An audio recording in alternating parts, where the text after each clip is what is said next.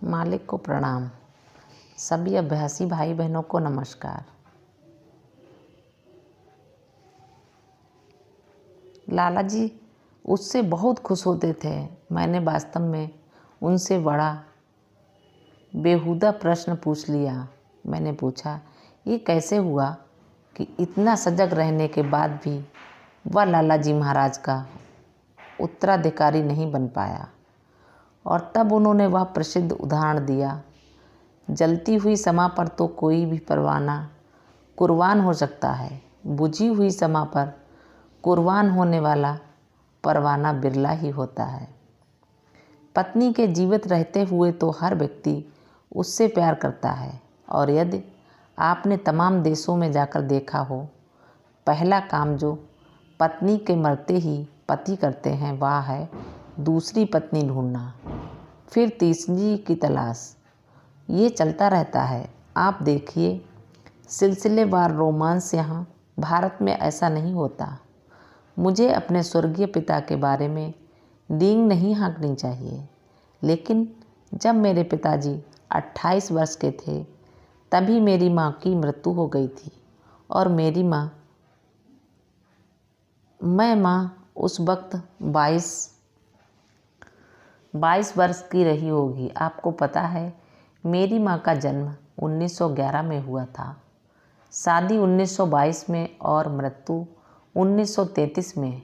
11-22-33 मेरे पिताजी ने उनके बाद दोबारा शादी नहीं की और वे 83 वर्ष तक रहे। वे 83 वर्ष की उम्र तक जीवित रहे।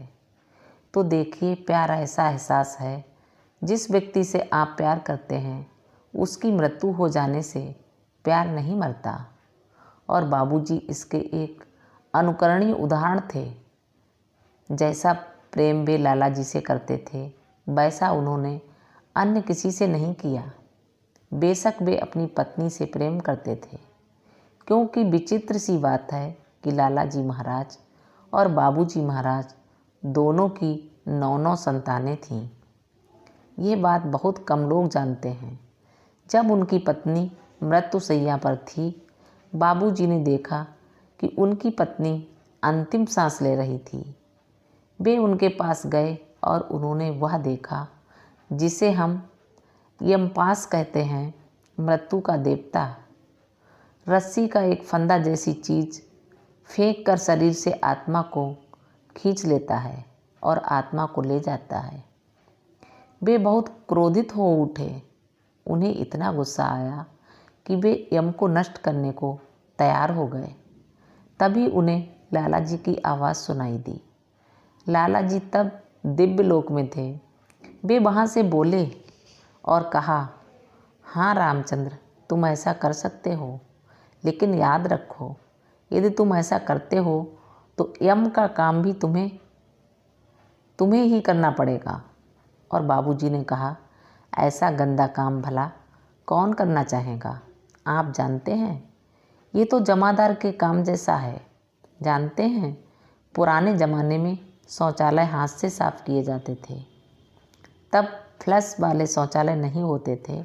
और फिर उन्होंने अपनी शक्ति के प्रयोग से अपनी पत्नी के गर्दन में पड़े उस फंदे को काट कर फेंक दिया। बेशक उनकी मृत्यु हुई, लेकिन दूसरे ढंग से। तो इस बात से पता चलता है कि वे अपनी पत्नी से कितना प्यार करते थे। बहन कस्तूरी ने एक बार मुझे बताया था कि पत्नी के मृत्यु के बाद मानो उनका जीवन समाप्त सा हो गया था। एक तरह से उनका सामान्य मानवीय जीवन समाप्त हो गया था। बाबूजी अपनी पत्नी के देहावसान के बाद भी कई वर्षों तक जीवित रहे। मेरे विचार से उनकी पत्नी सन 50 के दशक में गुजरी थी। उनके बाद भी वे 30 वर्ष से अधिक समय तक जीवित रहे। उन्होंने कभी उनके बारे में चर्चा नहीं की। उन्होंने एक बार भी उनका जिक्र नहीं किया, सिवाय कभी कभी सर्वेश के बारे में बात करने के, जो सौभाग्य से आज हमारे साथ हैं, कि इस बेचारे ने बहुत छोटी उम्र में अपनी माँ को खो दिया था। इसलिए मुझे हमेशा उसकी फिक्र लगी रहती है। वे हमेशा सर्वेश की चिंता किया करते थे कि उसका क्या होगा। उन्हें यह विश्वास नहीं था कि दोनों बड़े भाई उसकी देखभाल करेंगे। वास्तव में सर्वेश के बारे में उन्हें बहुत डर बना रहता था, लेकिन हमें यहाँ इस बात का उल्लेख नहीं करना क्योंकि वह इस घटना का हिस्सा नहीं है और वास्तव में वे सबसे प्यार करते थे, या कम से कम हर व्यक्ति कहता था बाबूजी मुझसे प्रेम करते हैं। जो व्यक्ति ध्यान नहीं करता था, सत्संग में नियमित नहीं था, वह कहता था चारी जी बाबूजी मुझे प्यार करते हैं। मैं कुछ करूं क्यों करूं जब मैं उनको बाबूजी के सामने कर देता और वह व्यक्ति पूछता बाबूजी क्या आप मुझसे प्यार करते हैं। वे बस उसकी ओर भेदक दृष्टि से देखते, एक बार मुस्कुराते और अपना हुक्का संभाल लेते और वह व्यक्ति मान लेता कि उन्होंने हाँ में जवाब दिया है। मैं कहता बाबूजी आप सच्चाई क्यों नहीं बता देते। वे कहते देखो मैं कैसे कह सकता हूँ कि मैं उससे प्यार नहीं करता जबकि मैं हर एक से प्यार करता हूँ। आप जानते हैं इसका अभिप्राय एक जैसा नहीं है, यानी व्यक्तिगत रूप से बिना किसी को प्यार किए मैं हर व्यक्ति से प्यार कर सकता हूँ। बरसात होती है लेकिन यह मेरे लिए या आपके लिए नहीं बरसती, यद्यपि हर व्यक्ति यदि वह चाहे तो उस बरसात का लाभ उठा सकता है। इसलिए प्रकृति हम सबसे प्रेम करती है, लेकिन जो व्यक्ति तैयार है या वह व्यक्ति जिसने अपने खेत तैयार कर लिए हैं बरसात का उपयोग कर लेता है। जिस व्यक्ति ने अपना खेत तैयार नहीं किया उसके लिए बरसात बेकार है। इसी प्रकार गुरु का प्रेम सबके लिए है, बशर्ते आप इसका उपयोग अपनी प्रगति अपने लाभ के लिए करें। यदि नहीं तो पानी बरसने के बाद ये पानी का नाले में बह जाने जैसा है। प्रकृति हमेशा आशीर्वाद देती है, बशर्ते आप इसे ग्रहण करने के इच्छुक हों। इसलिए बार बार हम इस विचार पर आते हैं मुझे स्वीकार करना है।